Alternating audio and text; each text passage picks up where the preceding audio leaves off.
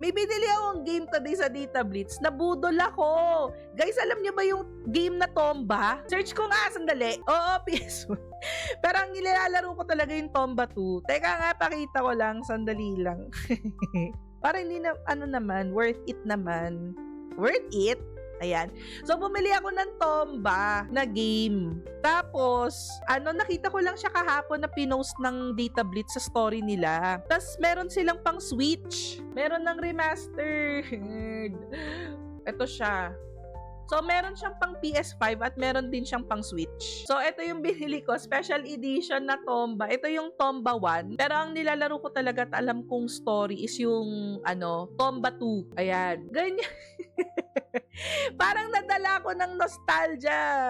Nadala ko ng nostalgia, 1,750 siya. Ayan. Pero ang isa sa mga sama ng loob ko muna. May sama ng loob ka agad, kakabili lang no? Ang sama ng loob ko is 1,750 siya.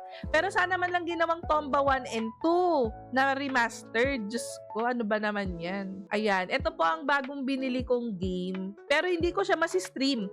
Pero may Switch na rin ako as a second copy. O yung taray, may PS5 ka? Ah, nakabili ka. So, okay. Mag-end stream na tayo.